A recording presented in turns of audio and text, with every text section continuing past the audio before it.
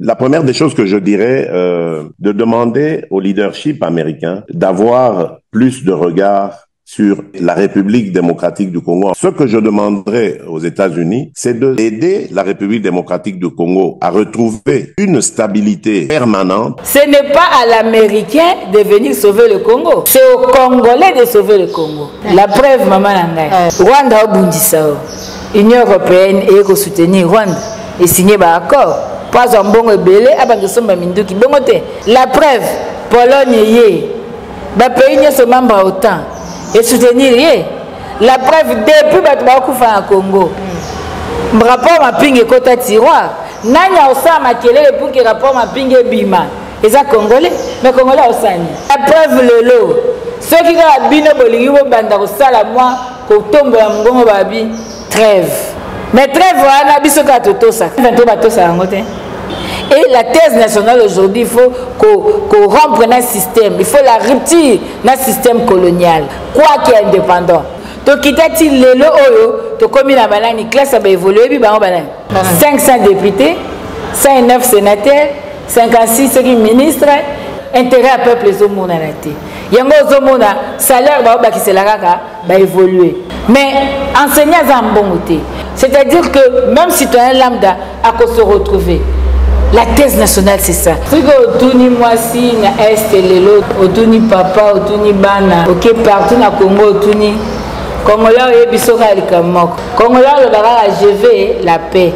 La paix, na boy mindu ki ebeta. La paix, na boy pe banyama bale la nali.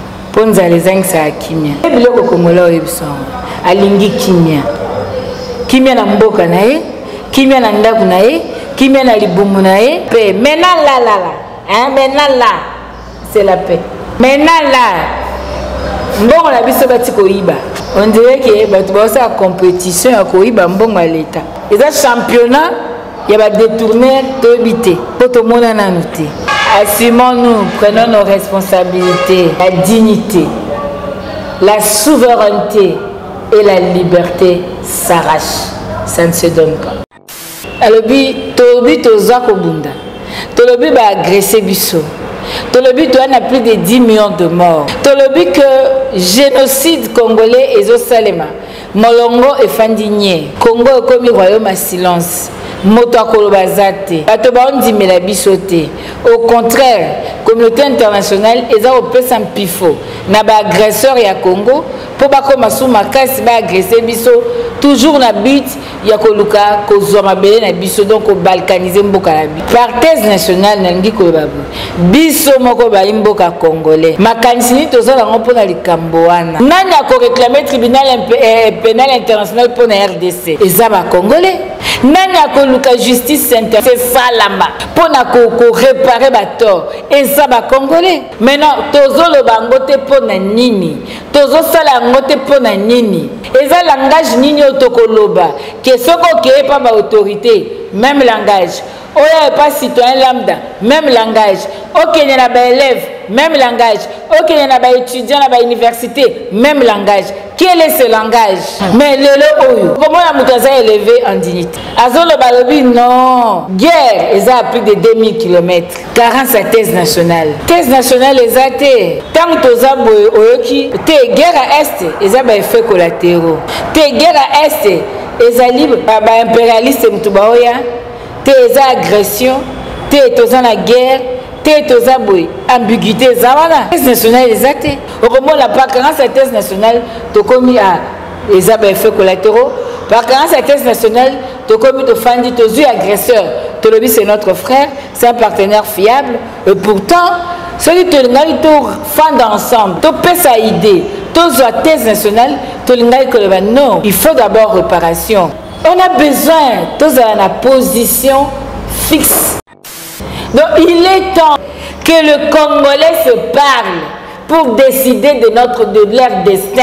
C'est ça les aussi matin qui tournent pour les. La richesse ya mboka ezako bimabutu na moi au profit ya ba multinationales, au profit ya minorité. Ya bateau bazana pouvoir exercer ma fonction, ma position na bango. Notre thèse nationale c'est quoi?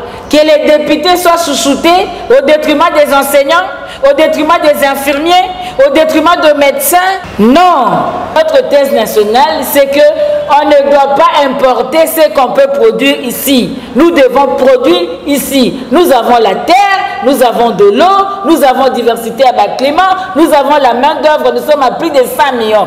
Comment expliquerez-vous qu'après 64 ans d'indépendance, Tobanda qu'on importer l'osso pendant que Tozana Mdengia Kolona l'osso, Tobanda qu'on importer biloko c'est la première nécessité. Non, la thèse nationale aujourd'hui serait que Tolia biloko biso tozolona et sengeli lero ba congolais to telema. Pourquoi to ko la kaka baumbu totala penza makambo en face toloba eloko ni finalement biso ba congolais to lingi et puis to défendre ango.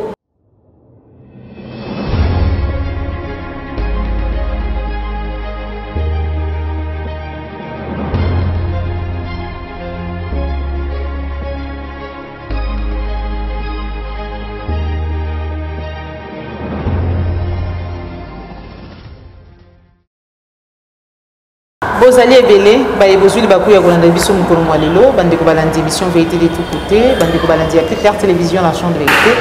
Mbote na bino bipa union sur bino. Merci na ba union, vous allez brancher, connecter à ce net moment pour notre émission vérité de tout côté, émission de ce Lorabon Mami Matali Mboka na biso République démocratique du Congo et voilà, toujours associé à informer bino la lenge de l'obaka dans la vérité, mais aussi à temps réel.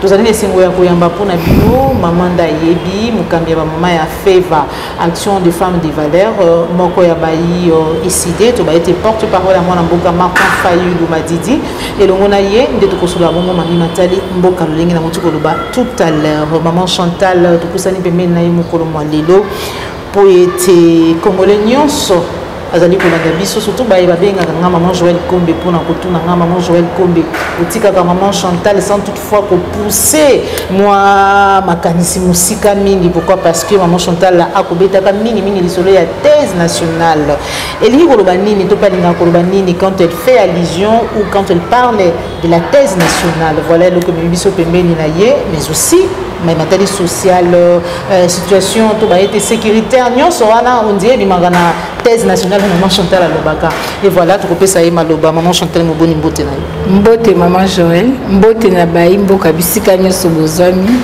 vraiment to sengika ngolo nzambe likolo mboka na biso matondo mingi maman Chantal pour na ko na lokasa na biso boni décidé président Martin Fayulu et les autres. Et c'est très bien, les commandants du peuple, le président Martin Fayulu a très bien, Azo Bundaka pour que zone sa dignité à Baimboka Congo. Matondo mingi maman Chantal Moboni. Et belé ba congolais ba bengi ba lobi maman Joël le lingi na mutuko ba tout à l'heure n'annonce nanga. Maman Chantal Moboni chaque fois la maloba na ye aloba kama imatali thèse nationale. Quelle est la thèse nationale de la République démocratique du Congo topé à peuple congolais topé à babazali ko kamba biso maman Chantal Moboni linga koloba nini par thèse nationale. Merci maman Joël bato belé pe ba bengingai ba episingai no maman lukana no émission au sala oh expliquer biso no makantino parce que tout le monde a mis na ba émission à débat na ba émission makantino ici la kapenza te tous en la bosenga to e bango to sepelaka. Bon merci beaucoup. Les lopes la moni maman Joël a elle susuka na le kamoko. Je comprends que peuple a besoin penza peazo sepelako kabiso nangolo nzambe. Bon thèse nationale na kolo banon thèse ezali na kolo bango philosophie hein? Philosophie, to position, to makanisi ya baimboka Congo pour na likambo songolo pakala.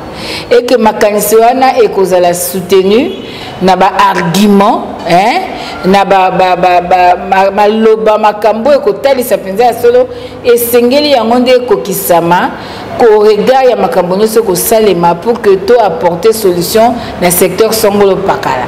Na ko s'expliquer sous bien. Par exemple na ko kozwa tant na la thèse nationale maman Joël, ils ont un domaine nyonso vie nationale. Ce qui n'a par exemple na domaine sécuritaire. Na lo baka mingi wana. Alobi tobi toza ko bunda. Tolobi ba agresser biso.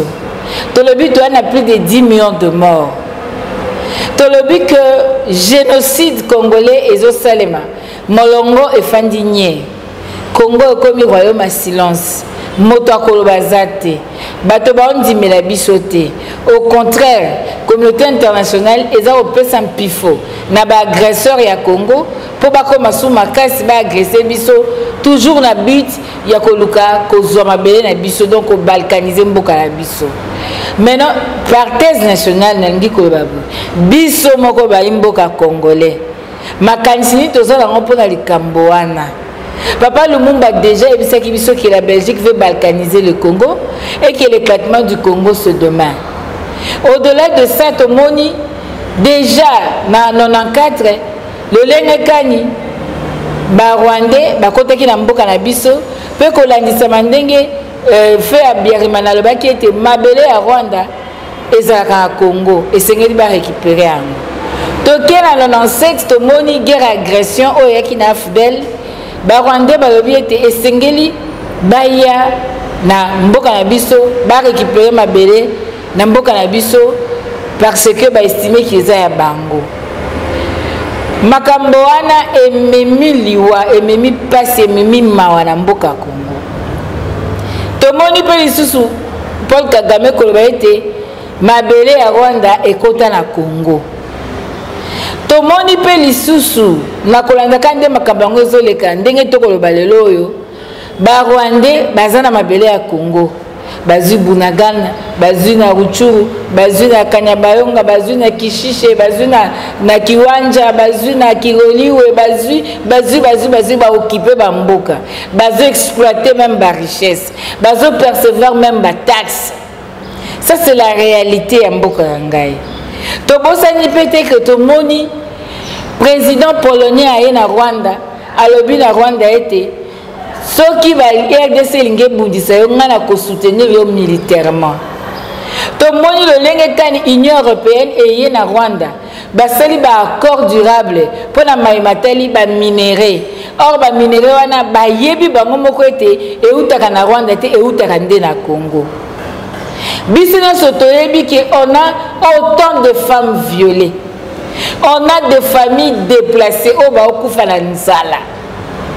Biso moko tomona ke ba imboka Congo ba tiki bilanga na bango ba tiki mabele na bango ba kimi mboka na bango ba keiko bomba na bazamba na ba camp ba réfugiés bipe wabi bazokufa na Nzala.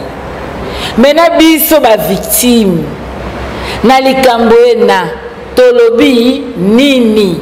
C'est ça la thèse nationale. Biso ba Congolais. Moto côté Congo comme État. Quelle est notre position face à ça? Et Sengeli, Tobo s'en a pété que Bapayakutu, expert des Nations Unies, Basali c'est déjà un rapport mapping. Oh et là qu'ici n'a pas criminel, n'a pas crime au Basalaki. C'est quoi biso moko ba Congolais? Que faisons-nous de ça? Nani a réclamé tribunal pénal international pour la RDC? Et ça va Congolais. Nani a luka justice salama pour réparer la tort? Et ça va Congolais. Nani lelo a kolobana molongo ke mboka na ngai etungisami bato bakokufa pasi eza makasi. Nani akoloba eza biso ba Congolais. Maintenant tozolo bango te pona nini, tozo sala ngo te pona nini. Toyebi peke baninga mosusu na kati na niveau interne bazali koza utiliser pona ko boma lisusu mboka koleka. Yango wana mama Chantal tobela ka mikonyo sotolobi esengeli ba Congolais basolola sur le plan sécuritaire. Que pensons-nous? Toza ba victime. Comment réagissons-nous? Et ça langage nini otokoloba que soko ke pas ba autorité même langage. Oya pas citoyen lambda même langage. OK n'y a pas élève même langage. OK n'y a pas étudiant à la université même langage. Quel est ce langage? Bientôt le 2 août. Journée génocide à Congo. Le commandant du peuple Martin Fayulu. Depuis Kalalobi, nous devons ko penser na mokili ko ganga mokili foye ba été génocide salama na Congo et sengeli tolo ba été et sengeli souveraineté na biso to zoyango. Mais non, bientôt le 2 août peut zoya. Toke pesa ba bougie ba que ne c'est la biso ba cérémonie ba protocole ba nini. Non, il est temps. Ya koloba te bana mboka Congo. Tosi tozoki mingi. Tant musapi zoki motoko ka passe, loboko ko ka passe, lokolo ka passe. Et sengeli tozwa une vision nationale par rapport à ce dossier. Que disons-nous? Est-ce que nous déclarons la guerre? Est-ce que biso nyonso tosengeli koloba na baetelo na classe na bacours d'éducation civique et morale kolakisa bana na biso que nous sommes agressés, que tosengeli ko protéger mabele? Est-ce que la thèse nationale elingi koloba te koloba par exemple lobi que ma terre avant tout na ko partager terre na ngai te na muto botola ngai te na ko yamba mupaya me mabele na nga bakozwa te? La terre est sacrée par exemple. Ozola de maman Joël. Thèse nationale, la terre est sacrée. Donc, Congolais ne sont bisika za likambo mabele au sakana ngoti. Et quand on a l'esprit na biso comme état d'esprit à ba Congolais, ba été mutu simba nyoso comme mabele na bisote. C'est ça exemple la thèse nationale. Mais le oyo. Au comment la mutaza élevé en dignité. Azolo balobi non. Guerre, ils ont plus de 2000 km. 40 sa thèse nationale. Tant qu'on a besoin de plus de 2000 km, élève à Oloba, non, c'est pas ici à Kinshasa, c'est pas à Matadi, c'est pas dans le Kwilu, c'est pas à Mbandaka, c'est là-bas. C'est-à-dire, État Libisoté, non. Yango Zoma Mama chantait à Zoloba, thèse, c'est-à-dire cette position officielle, il y a RDC Congo, où le côté na mitou ya ba Congolais, au Congolais, nous se sengela défendre Yango. Tango midi pourquoi? C'est ça la thèse nationale. Philosophie sur le plan sécuritaire. Et c'est que tout l'examen il y a un génocide au Congo, il faut réparation. Alors, au jour d'aujourd'hui, pouvons-nous dire que la République démocratique du Congo a une thèse nationale sur la situation sécuritaire? Thèse nationale les athées. Thèse nationale les andéni. Tant que tu as te guerre à Est, ils ont des effets collatéraux. Te guerre à Est, ils ont libre. Impérialiste, te agression, te la guerre, te ambiguïté, thèse nationale les athées. Au moment où nous avons a bandi ko konzina bandi ko tambola alobi aya le seul président à côté à 9 présidents pays frontalier, oui c'est bien, mais par carence à thèse nationale moi il bien les cambozate parce que la thèse nationale permettra même dans nos relations diplomatiques tout le cas influencer pour que ils soient favorable à la thèse nabiso tout argumenter ango au moment la par carence à thèse nationale to commis à les effets collatéraux. Par contre, cette thèse nationale, tu commis de fandi, tu es agresseur. Tu le dis, c'est notre frère, c'est un partenaire fiable.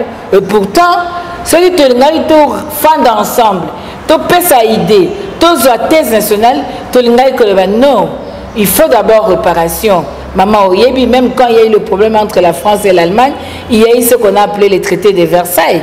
Il fallait réparation et ça les mains. Rwanda a agressé Abisso. Il y a plus de 2000 morts dans Kisangani, la guerre à 6 jours, Rwanda et Ouganda. Mais il n'y a pas eu réparation. Cette réparation, il n'y a pas eu comment il pouvait devenir notre frère. Comment il pouvait devenir partenaire fiable sans que tout a réparé. Comment on dit que la thèse nationale? Parce que la thèse nationale, on allait dire, ok, nous sommes des voisins, nous serons ensemble. Si Souka Molongo, mais il y a eu un mal qui doit réparer. Et tant qu'on réparer en gros, tant qu'on a vu que mission sur le télémélique a changé le comportement au Banga Congo, en comme à la somme. Mais tant à Monique, na sumbaki na nganda, babonde linga balenge lingai, a ça sous l'obati. C'est ça la thèse nationale. Ce qui est même la plan, il y a ma nationalité. C'est-à-dire il y a tout domaine de la vie, maman. Ça me fait très mal. Bitumbo soto bunda. Malgré ma menace banine. C'est le Congo, c'est le Congo. Thèse nationale, na justice, maman Chantal, justice aujourd'hui. Nous toquons na maramba nationalité. Comment tu as la mboka population alobi bana mulenge alobi ba congolais te. Donc facha alobi baza ba frère na biso ba congolais. To moni pour autorité mususu abimi alobi que il y a de tous même la présidence. Même dans l'institution, même dans le Parlement, il y a de tous. Au moment il y a besoin d'une thèse nationale. Que disent les Congolais par rapport à ce problème de nationalité? Vous comprendre? Est-ce que tu sololi, tu compromis moko, oyo, mon Congolais nyoso, et c'est la portée yango, comme philosophie en mboka naïe. Tu sololi, tu zali na mibeko mboka. Mais, tu as un moratoire moko depuis qu'avec Azalaka. Les personnes n'évitent ce fungolango. Vous comprenez? C'est-à-dire que on a besoin de la position fixe, la philosophie de la RDC par rapport à ma campagne nationalité. Pour tout le monde là équivoque tout le monde là ambiguïté tout peut ça sous battre prétexte c'était à quoi agresser Bisso. Il faut une thèse nationale. Toquer la justice par exemple. Toyoka nini na Congo, na quelle préambule la constitution. Le but de sous pouvoir par la voie des armes. Il faut tous pouvoir la voie à l'élection. Mais élection crédible, transparente, apaisée et inclusive. Ok? Ça c'est le préambule de ma constitution. Donc l'article 5, il y a constitution. Et le but d'Abissoni. Et le but d'Abissoni que la souveraineté émane du peuple. C'est-à-dire la thèse nationale congolaise par rapport il y a accession à pouvoir na façon il y a kolongwa na pouvoir na exercice à pouvoir et ça couché na kati ya constitution ya mboka. Maintenant tout le monde que on organise des hold-up électoral, on organise des simulacres à l'élection, mais les Congolais sont là. Mais la justice de mon pays ne fait rien. Maintenant, quelle est notre thèse nationale? Toboy, article 5 de la Constitution. Parce qu'il y a des armes qui sont en vigueur. Et Sengeli souverain pour me aïe barol naïe. Et Sengeli, to réformer justice. Thèse nationale, to réformer justice. To réformer système judiciaire. Na ba système carcéral, hein? Pour tout le monde, la vidéo, on a le passe Tani Boujagira.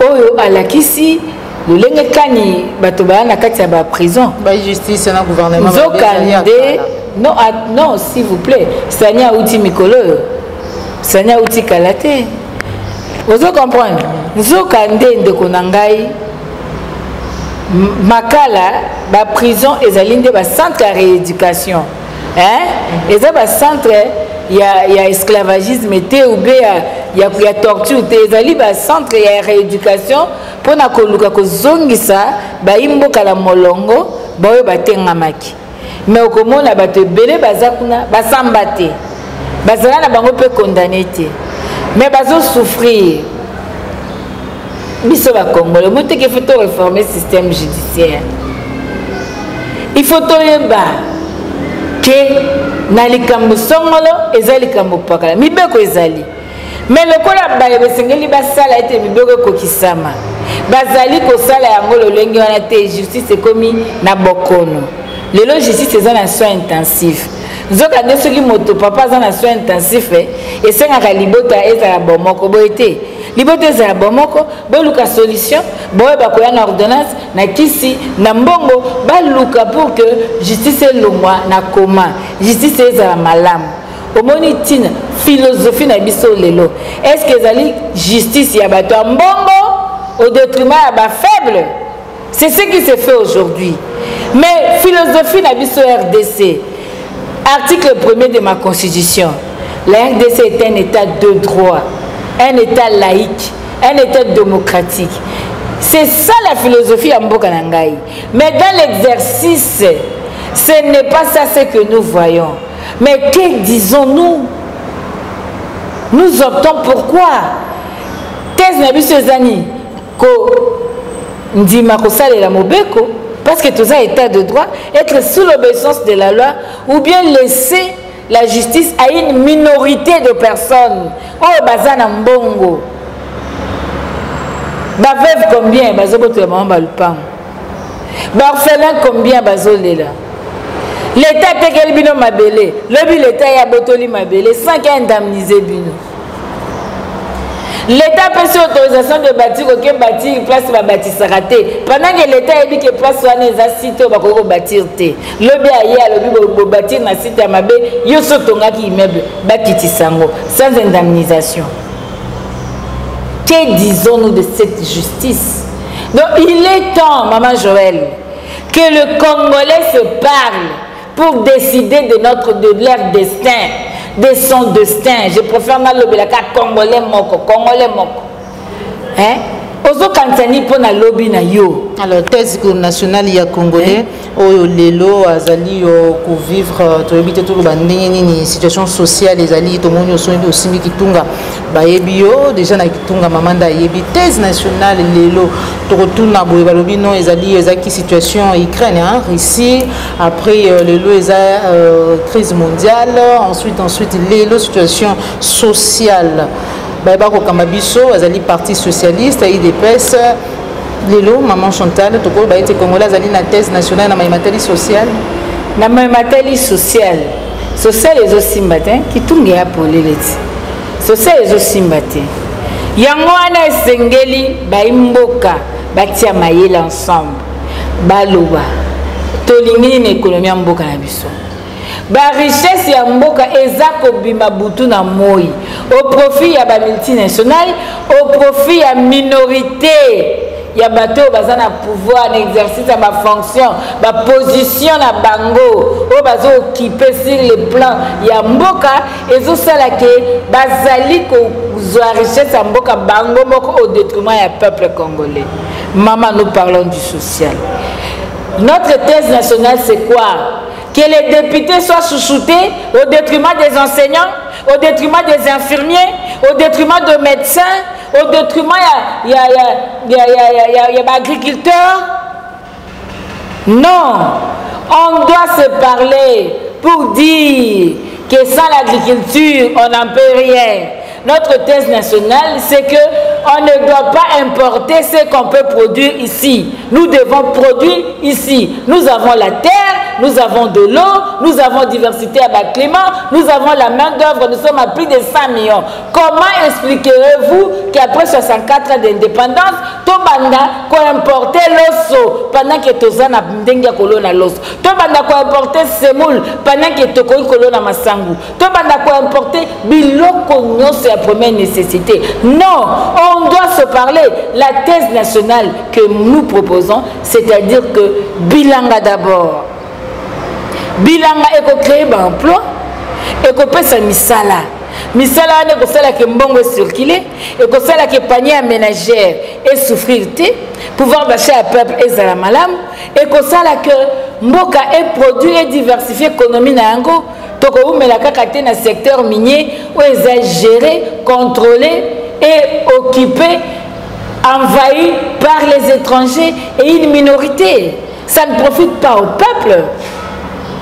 Donc la thèse aujourd'hui, sur le plan, il y a la richesse en mboka. Sur le plan économie, et Sengeli, tu fais dans le secteur minier. Tu as un sous-sol, tu as un sol. Comment on veut seulement le sous-sol, on ne veut pas exploiter le sol. Pourtant, ça ne nous coûte pas les yeux de la tête. On a déjà tout ce qu'il faille pour que toute l'agriculture y a bien. La thèse nationale aujourd'hui serait que Tolia Biloko Bisotozo Lona, Tokoy ko importer Biloko Bisotokoy Kolona te. Mais Biloko Bisotokoy Kolona, Tozana Mai, là c'est répété à ta maman. Tozana ba climat nyoso. Ce qui le tolé masangwa kasai, le but tolé masangwa bakongo. Le but kuna tolé fufa bandundu. L'air nyoso ba climat zo changer to kufa nzala te. Mbanda ka kotinda mbisi. Comment to kozala ba premier importateur, il y a ba surgelé, il y a ba poisson surgelé pendant que nous avons le lac le plus poissonné dans Mboka. Il faut une thèse nationale. Comment on peut aller jeter 6 millions de dollars, soi-disant, pour Namibie à bonne année, pendant qu'on a le fleuve Congo, pendant qu'on a Mwanda, on a le lac Maïndombe, on a le lac Albert, le lac Nakolobanini, Maman Langaï. Non, ça fait mal. Quelle est la thèse nationale? Vous pouvez comprendre que la RDC a importé un groupe électrogène dans le Saranati. Le ménage ne se voit comme un groupe électrogène. Pendant que tu as créé l'énergie à l'engenioso, maman, toi, na maï, toi, na zamba, toi, na nzete, toi, na nyos, tu as créé ce qui va créer la transition énergétique, toi, na cobalt. Ma soeur. Et c'est ce que Congolais totalement. Pourquoi tu as fait kaka baumbu? Bilo kono se tokole fe utakaka libanda. Lelo kwanga comme utalufu ko taxasa. Est-ce que ba Congolais ba bolamba kwanga te? Kwanga utilufu. Scandale na kamera mama tala kwanga lufu somba na utala ngabio Seigneur tokomi wapi? Tokomi wapi? Ko tala nyoso libanda. Tobosani bingwele. Tobosani misombo. Sina mboko tosaka kwanga. Fumbo ko liama na kwanga ba kwanga na biso zokende na ba intercontinental na époque wana zokende partout. Bazo me matina mikili libanda na ba poto ba fumbo na biso zokende tisa boyo yebisanga. Tokoza kwanga lufu. Mama ekomi ngonga. Total penza makambo en face. Toloba eloko ni finalement biso ba Congolais tolingi. Et puis to défendre ngo.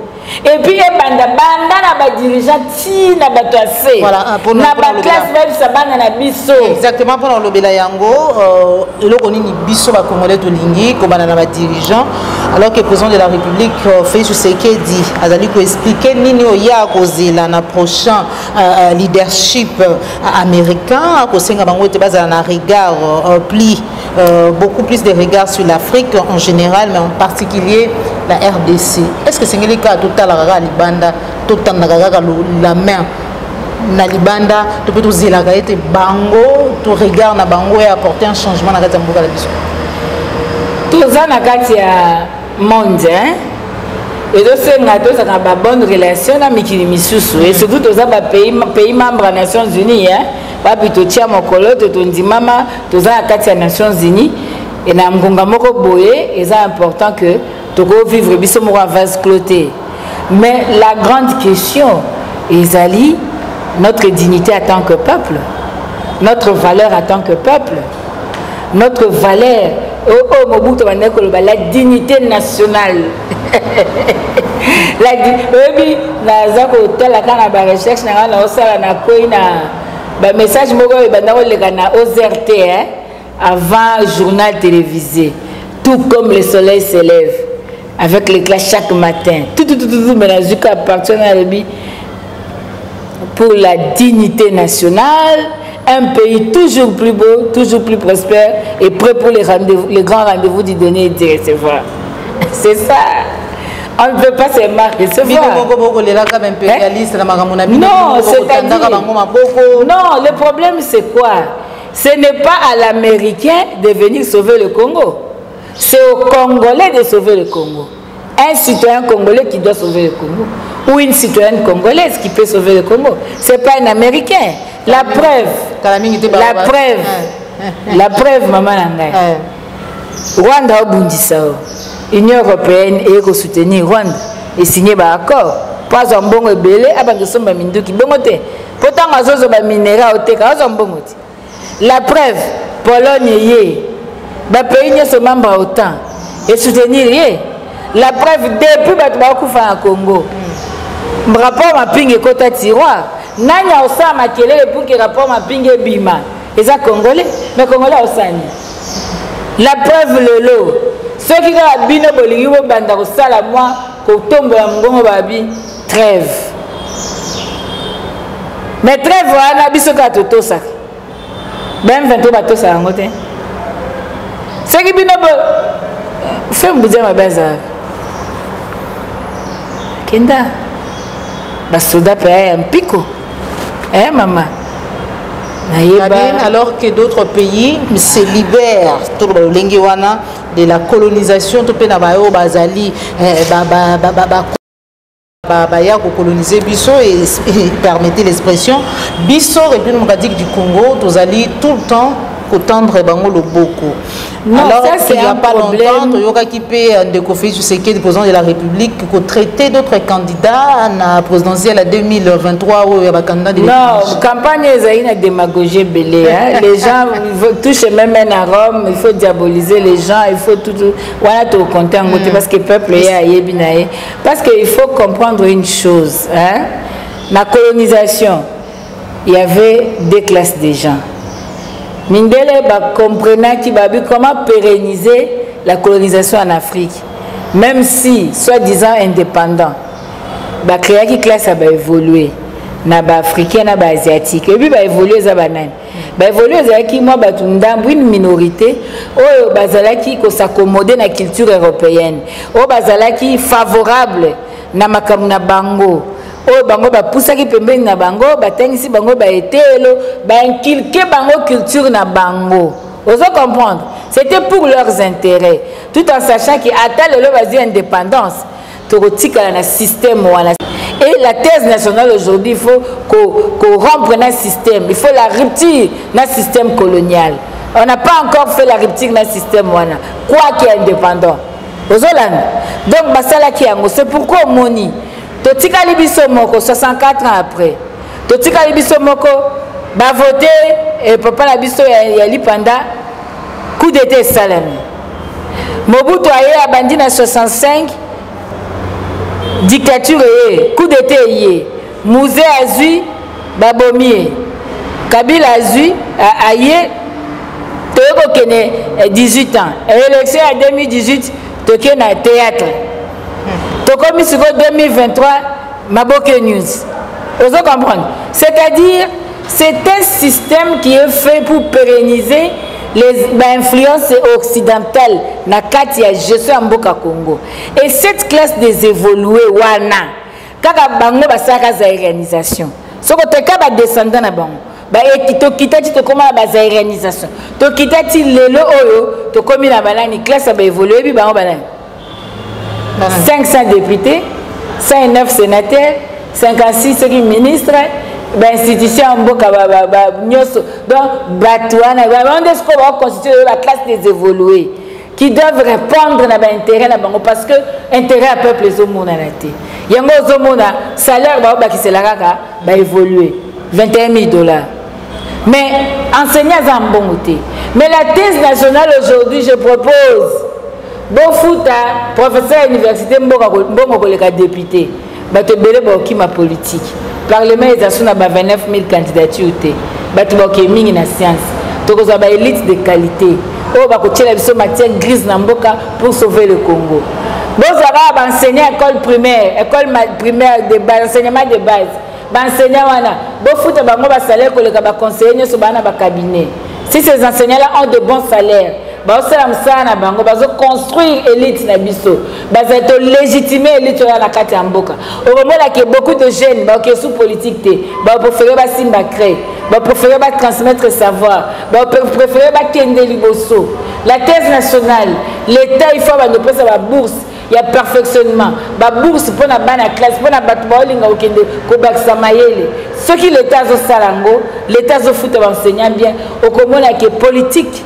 et vous avez na bato belete ba évoluer wana ba ozasu na bato belete et kokoma siko nini te totika ba ba politique toke na enseignement toke ne toza ba médecin à qualité tokoza ba pédagogue à qualité tokoza ba juriste à qualité tokoza batu ba lobité magistrat il faut ça dans de bonnes conditions ba magistrat ba avocat ba ça dans les bonnes ba magistrat ba ça dans les bonnes conditions parce que ba magistrat ba ça na rôle makasi namboka na ba juge baza dans les bonnes conditions ba convier ba politique té toko bundisa fait corruption en même temps c'est-à-dire que même citoyen lambda a qu'on se retrouver la thèse nationale c'est ça ce qui thèse nationale est la gratuité de l'enseignement la gratuité de l'enseignement veut dire infrastructure à bien matériel à bien conditions à bien il y a moto ko pesa matière et adaptation à programme système éducatif il faut échanger tout ça arrive na système qui est pas bacolon na forme était na théorie karaté mais sur le plan pratique comment ko tout na le mwana tout na mwana ayebisa yo lac Moroise akabi ayebite ayebisa za komba avenir na Kasavu ceux qui na barumbu ceux qui na lingwa ce que tout le bas na biso royaume Congo royaume Cuba bayebi yango te tokena batena faible batena sauce ba question ba tout na bana ezaka très dans le monde occidental parce qu'aujourd'hui il y a un problème même sur le plan culturel sur le plan de la considération congolais il faut appeler ça thèse nationale la biso ezali nini to yemba hymne national na lingala ce qui muto alinga yemba en français na mboka mususu pas comprendre mais biso to valoriser lingala lelo lingala bato ba yekola ngo partout bato bazo ko la lingala tous les commerçants mondiaux ont compris qu'il faut que la lingala pour la guerre comme bon na Congo valorisons lingala voilà thèse nationale avant de tcheli tono na émission na biso mokolo mwalelo mais pour finir vraiment Chantal Momboni en tant que politique uta mokolo mwa lobby procès public contre Corneille Nangaa na balie na ye ezalaki déjà ouvert to ba été bandaki déjà bazali traduit en justice pour crime de guerre trahison et autres batangi notamment na mwasi na yo azali na ngonga o en exil mais asila ki bongo kopesa makanisi to pe ya réagir ki na nzela ya Jeune Afrique Corneille Nangaa atalisi ete mayo mazali koleka na awa ezali vaste blague ezali distraction procès moko ezali inutile pe ezali bongo populisme commentaire na yo en tant que politique siko otuni mwasi na est lelo otuni mama aza na est otuni papa otuni bana soko iye na kisasa na micro na yo otuni ok partout na Congo otuni Congolais oyebi soka alika moko oyebi kamni nino je veux la paix Congolais olobaka je veux la paix na boyi minduki ebeta la paix na boyi pe banyama balela na lipumu mpo nzala ezangisaka kimia de biloko Congolais oyebi songo alingi kimia na mboka na ye kimia na ndako na ye kimia na libumu na ye alingi kimia mpo soki azwi mosala akozala na kimia soki bafuti ye bien akozala na kimia donc soki otuni Congolais nyonso abi on veut seulement la paix maintenant là c'est la paix hein maman je maintenant là c'est la paix maintenant là mbongo na biso bati koyiba maintenant là mbongo na biso bati koyiba toboyi basolo baboyeboye tala maintenant là nous voulons la paix toboyi na biso po il y a pas la paix sans la guerre on dirait que bato baosala compétition ya koyiba mbongo ya leta on dirait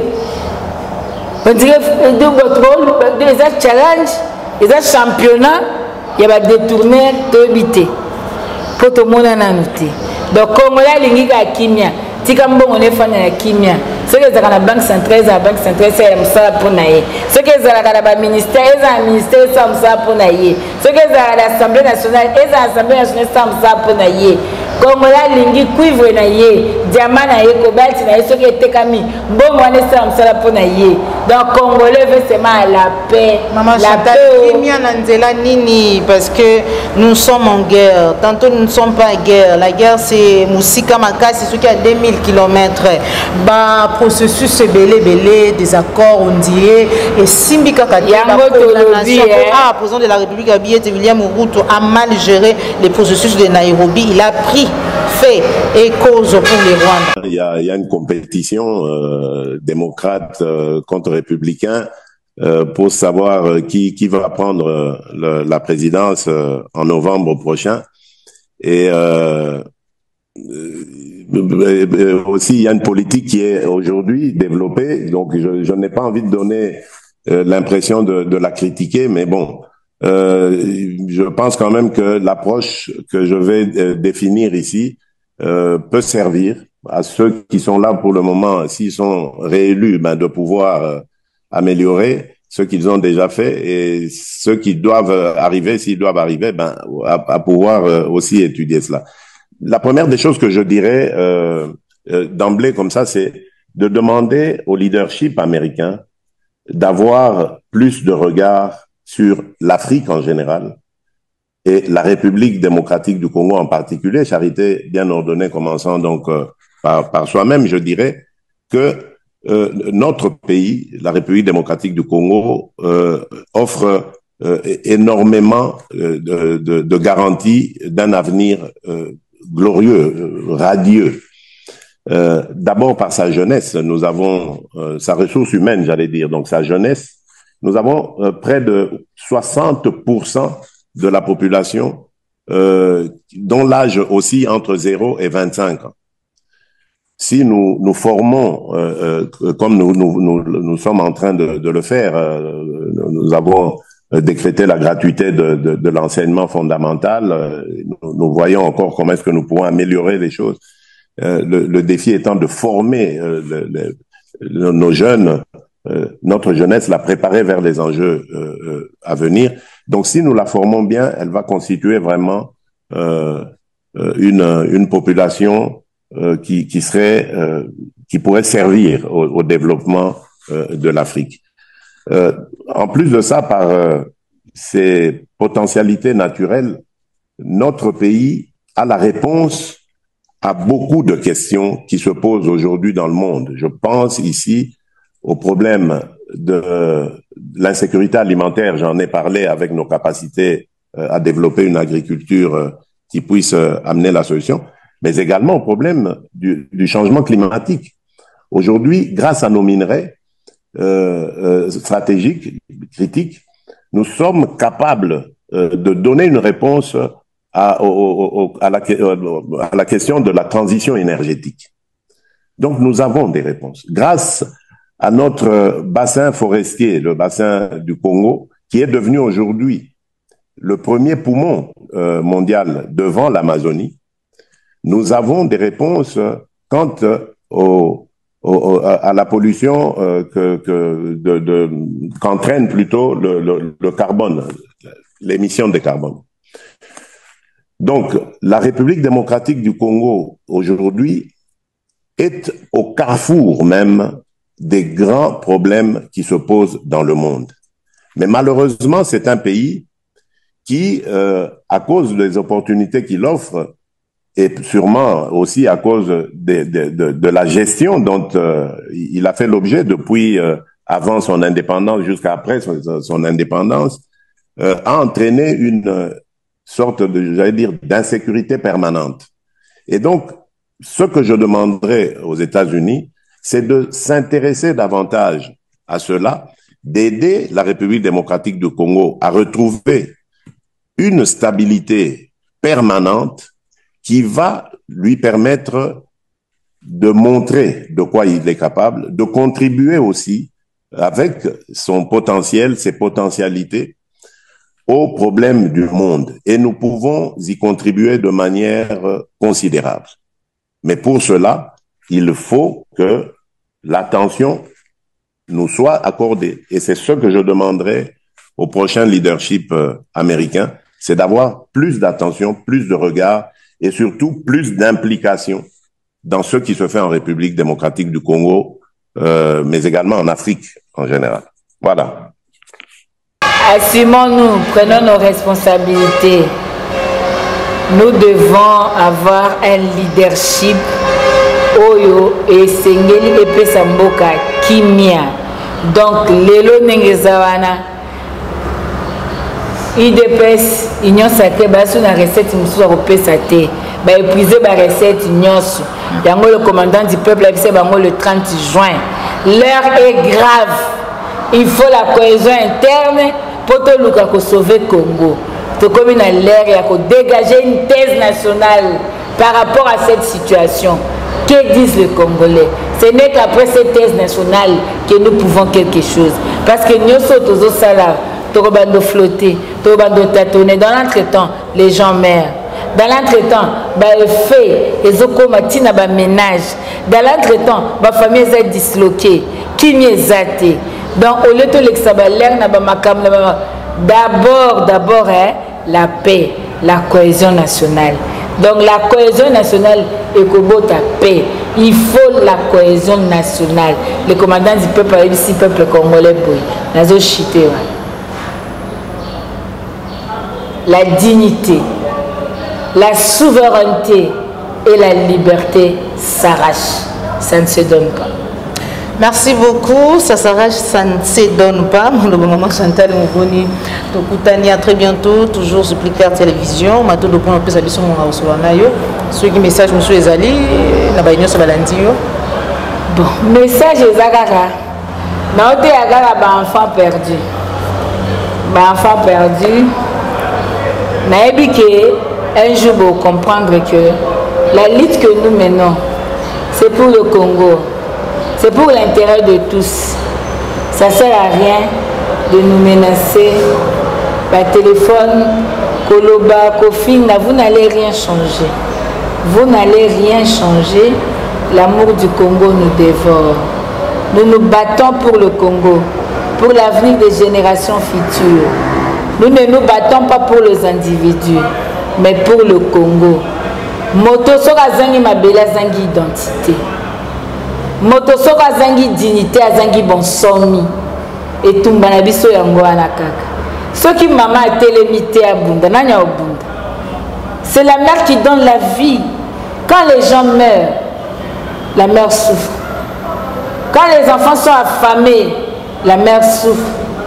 Quand il fait noir, la mère souffre. Quand il y a la guerre, c'est elle qui est violée. Merci.